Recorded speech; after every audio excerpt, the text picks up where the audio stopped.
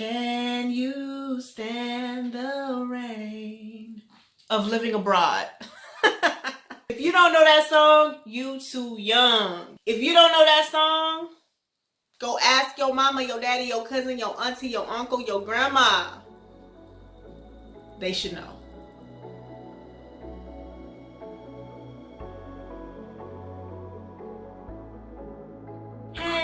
Hey everyone, it's Ash Kenyail. Welcome to my channel and welcome to a new video. So I know there are many blogs and vlogs and YouTube channels out there that talk about living abroad, and many times it can seem so glamorous and fancy and amazing, full of sunny skies and rainbows and just a walk through the park and just so lovely. But I'm here to tell you, sometimes it's not always like that. Sometimes it's full of rain and snow and hail and ice and volcanoes and tornadoes and hurricanes. It can get rough out here, okay? It can get rough. It's definitely a ride full of ups and downs, ups and downs. So I want to talk about that today. I'm going to be talking about the emotional roller coaster ride of living abroad, the realities, okay? So you all stay tuned. So I've been living in South Korea for about 10 months, I believe. 10 or 11 months, something like that. I've noticed that not only do my emotions change day by day or week by week, sometimes it changes minute by minute. Like literally 1 minute I may be feeling fine, like, oh, like this is amazing, I'm having so much fun over here. You know, I may be on a vacation or hanging out with friends in Korea and things are going lovely. Things may happen that interrupt me kind of like living, like so like, oh, like it's amazing. Something can happen that really gets to me, and it can be really small things that I took for granted, you know, when I was in my home country, America. But here it's something small that can turn large. Like maybe I'm having issues with banking, or there's a big language barrier and I can't communicate, or there's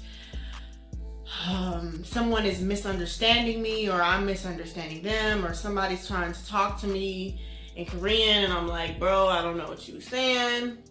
But things happen that just make your emotions go up and down and up and down. There are times when I wonder, like, why did I do this? Why did I come to Korea? What the heck was I thinking? But there are times where I'm like, why am I here? What did I do?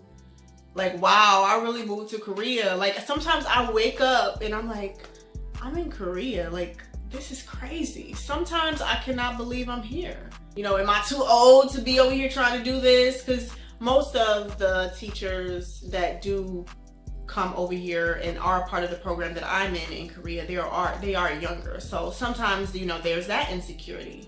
There are times where I'll say, I'm just gonna stay here, bro. I'm staying here. I'm in Korea, bro. I'm in Korea.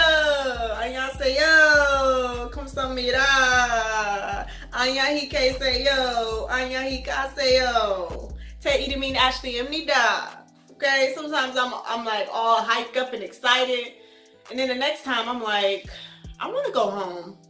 I want convenience. Because there are so many times where things are so inconvenient for me because of the language barrier, because of the culture shock, the cultural differences. You know, it can be a really big adjustment. My background is in social sciences, and cultural competence is a term that's used a lot, thrown out a lot. And let me tell you, you do not know cultural competence until you live outside of your home country for a long period of time. For real, for real. During my time here, it's really humbled me because I remember working with so many different individuals and families where America was not their home country and English was not their native language, and maybe they weren't fluent in English or they didn't know English at all, and it was difficult for them to navigate very simple things like going to a doctor's appointment, or just paying a bill, or communicating with their landlord about something. Just very, very, very simple things. Going to the grocery store. And now that I'm here living in South Korea, I can definitely understand how very simple things that you were able to do in your home country, it's difficult to navigate when you get into a new country, because everything is different, literally. You will think, oh, like, it'll be simple, it'll be the same. Just like paying bills here, I'm like, oh, I can just get online and put in my debit card number and click pay, like I do back home. Oh no, it's not the same. You have to like dig deep inside of yourself for that cultural competence here, okay, when you're living abroad. It takes a different type of strength. It definitely takes a different type of strength living abroad. Sometimes there's the loneliness that comes in. You know, you feel alone because you're away from your family, your friends, your boyfriends, your girlfriends, your ex-coworkers, people that you were really close to. You miss them and you want to be with them, but you're so far away. And I spend a lot of time alone. I believe that actually since I've been in Korea, this is probably the most I have ever spent so much time alone. And there's a lot of things here that are just different. Everything is different in Korea because of course it's a different country. It's on the whole other side of the world, and there are different culture norms. There are different manners, like society is just different here.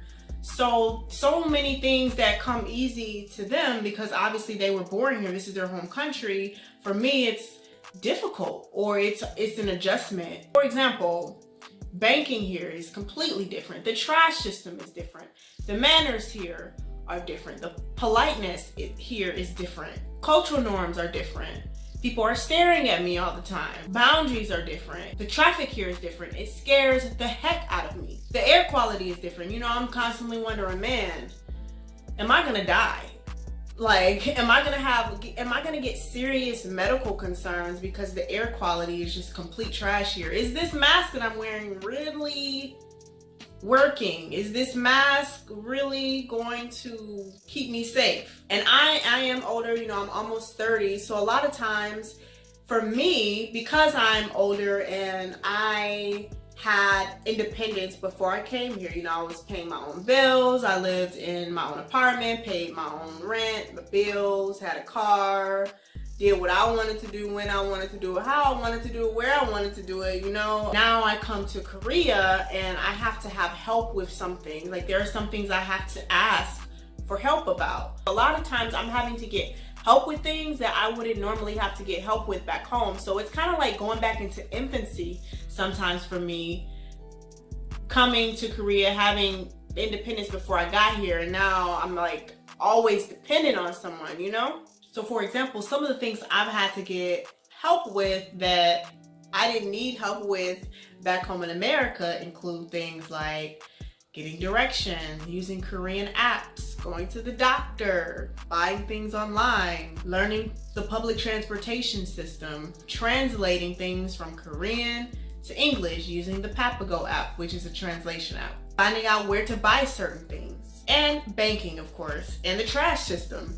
And with banking, actually, in the very beginning when I first got here, I was having so many issues with banking that actually never fully got resolved, but it's manageable at this point, and I learned just to kind of keep it moving.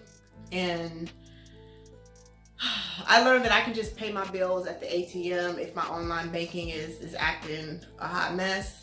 But in the beginning, my co-teacher actually paid for my gas and electricity bill for like 3 months because I was having so many issues. He paid for it with his account, and I would pay him in cash after I went to the ATM to get cash.